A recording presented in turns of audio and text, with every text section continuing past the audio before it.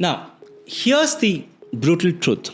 4 out of 5 candidates who make it to final rounds at MBB interviews still get rejected, even when they solve the case perfectly. So, what separates those who get offers from those who don't? I'm Ashwin, an ex-Bain consultant and Deloitte director turned coach. And after helping 300 plus aspirants land top tier consulting offers, I discovered 5 specific techniques that top 1% performers use every single time. Most candidates think solving the case correctly guarantees them an offer. Wrong. I've seen countless candidates solve cases flawlessly and still get rejected. After years as a Bain manager and interviewer, and after coaching hundreds of candidates, I've identified exactly what separates the top 1% performers from everyone else. Now, these aren't tricks or hacks. These are fundamental differences in how the top 1% candidates approach every single case.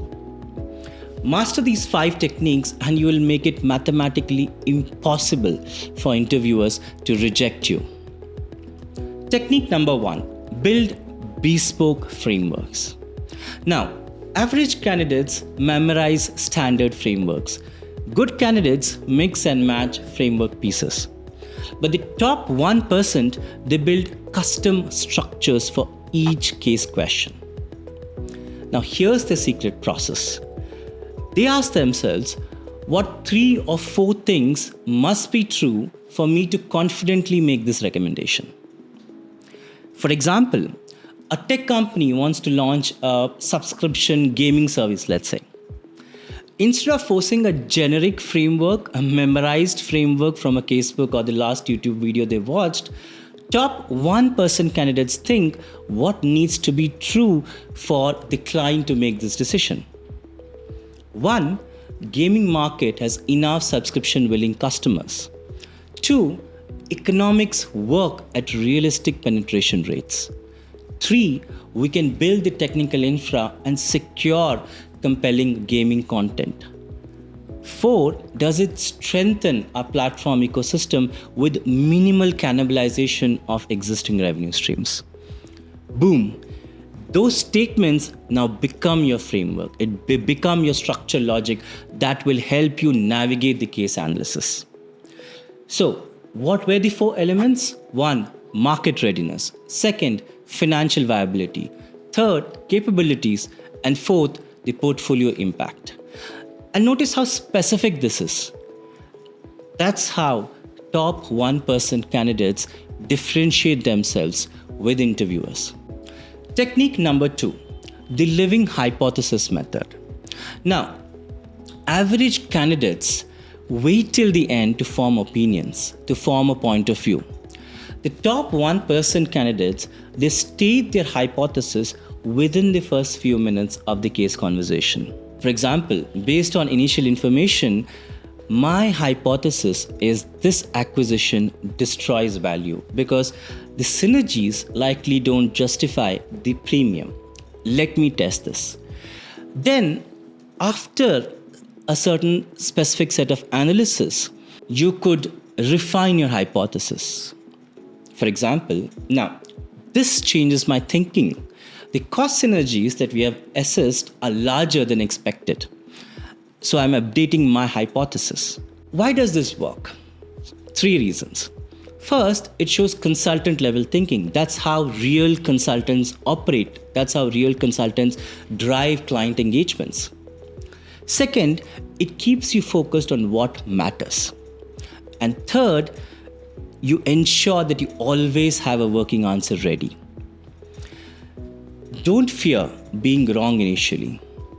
Interviewers want to see your thinking evolve because that's how real consultants operate in client engagements. Technique number 3, own the case. Now watch an average candidate. The interviewer asks the question, the candidate answers, and the average candidate now waits for the next question. Let's see how a top 1% candidate does this. Interviewer asks the question, the top 1% candidate answers, then he proactively suggests the next area to prioritize. Based on this, I'd next want to explore this. And let me give you some examples here to make it more tangible for you. For example, a top 1% candidate might say, now after calculating market size, we know it's a $2 billion market.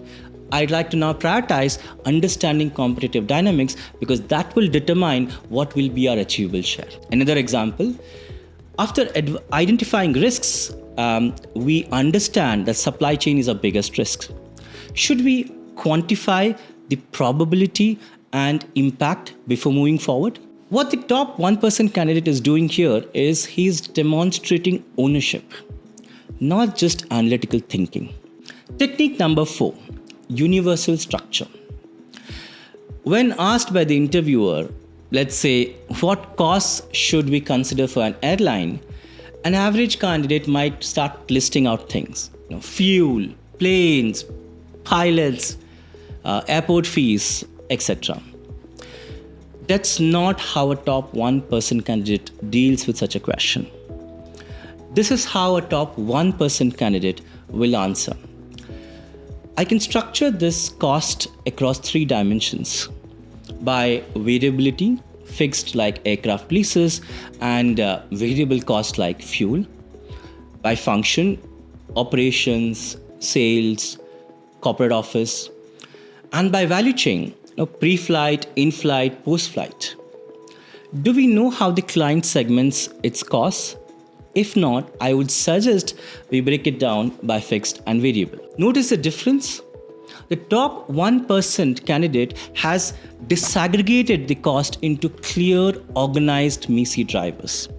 He's not generated a random list. And that's what interviewers are looking for. They want you to brainstorm in a structured manner. They want you to be analytical when brainstorming. That's the difference. Technique number 5, memorable present. Let me tell you a secret that nobody talks about. Your interviewer gives the same case 8 times that day. By candidate 5, he is on autopilot. You know what the top 1% candidates do? They break this monotony for the interviewer. For example, they might reference relevant experience. This reminds me of when Tesla entered China. They might also show genuine curiosity. Something like, well, that's fascinating. Is that why most players avoided this segment? They might add appropriate humor. For example, they might say something like, so basically we are trying to sell ice to Eskimos but make it profitable. They also display authentic enthusiasm. For example, this kind of turnaround challenge is exactly why I love operations cases. Now, all these things are not forced. They are not fake. The top 1% candidates, they're being genuinely engaged, genuinely interesting. What they're doing is they are helping the interviewer break his monotony and build that rapport with the interviewer. And when you do that, trust me, your interviewer will fight for you in the offer decision meetings. These 5 techniques have transformed every candidate I have coached from average to exceptional. But here's what matters. You can't just know them.